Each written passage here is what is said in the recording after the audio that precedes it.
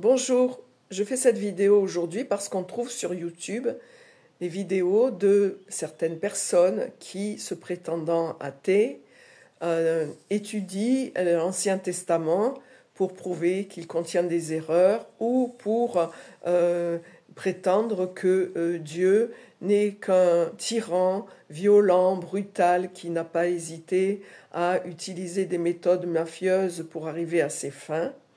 Mais je voudrais souligner le fait qu'il ne faut pas rester justement au pied de la lettre de ces histoires et de les replacer dans leur contexte, parce que Dieu s'adressait à des personnes qui, au début de l'humanité, étaient vraiment des brutes épaisses, pour qui l'amour, la douceur, la miséricorde étaient des signes de faiblesse.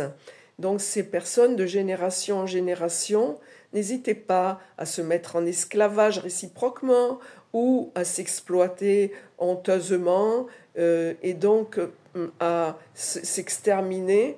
Donc Dieu, parfois, les laissait cuire dans leur jus de violence et parfois, certainement, en rajouter peut-être une couche pour qu'ils comprennent plus vite que ces voies étaient des voies sans issue et qu'ils en cherchent d'autres. Quoi qu'il en soit, comme je l'ai déjà expliqué dans d'autres vidéos, à un moment donné de l'histoire, Dieu est venu s'impliquer lui-même personnellement en prenant chair en Jésus pour venir nous donner le mode d'emploi de la vie, et il a passé tout ce que nous avons à vivre de plus dur, de sa naissance pauvre à sa mort seule sur la croix, et l'exil, la torture, la faim infamante sur la croix, et enfin j'en passe. Regardez mes autres vidéos, je détaille plus. Mais finalement, comme il avait encore affaire à des brutes épaisses, il a quand même fini sur une croix, parce que le métier de Dieu, c'est vraiment dangereux, quoi. Donc, tous ces raisonnements qu'on trouve qui décortiquent le texte au pied de la lettre, c'est pas la bonne méthode pour trouver Dieu. Même la science n'est pas la bonne méthode, parce que la science, elle peine déjà à expliquer le monde qui nous entoure, qu'on ne comprend pas vraiment. Et les vérités qu'on découvre aujourd'hui, bien des fois, on se rend compte plus tard qu'elles étaient fausses. Pour trouver Dieu, il faut chercher un autre chemin.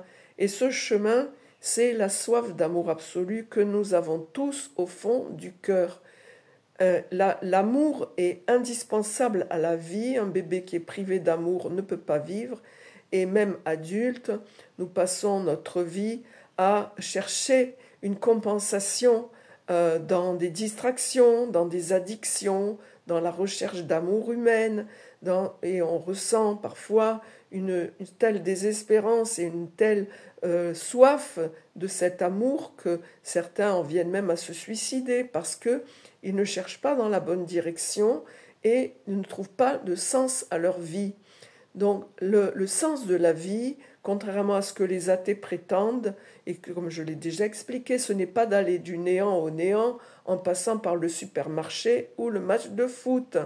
La vie, elle a une bien plus noble ambition, qui est de répandre l'amour, d'en vivre et de faire de ce monde un paradis au lieu d'en faire un enfer, comme nous sommes en train de le faire.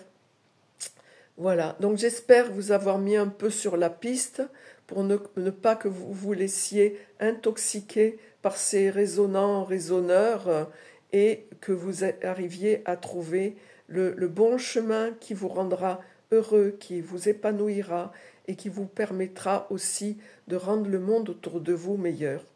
Je vous remercie de m'avoir écouté jusqu'au bout, si vous l'avez fait bien sûr. Et je vous remercie aussi pour les commentaires que vous pouvez me laisser, et éventuellement de vous abonner à ma chaîne pour m'encourager et la diffuser, et justement qu'on puisse changer le monde. Vous pouvez aussi, comme je le fais, aller sur ce genre de site et réagir, donner votre avis de façon justement à éclairer ceux qui ont besoin d'être éclairés et de trouver peut-être le chemin que nous découvrons ensemble. Je vous dis à bientôt sur de prochaines vidéos. Que Dieu vous bénisse et vous garde. Au revoir.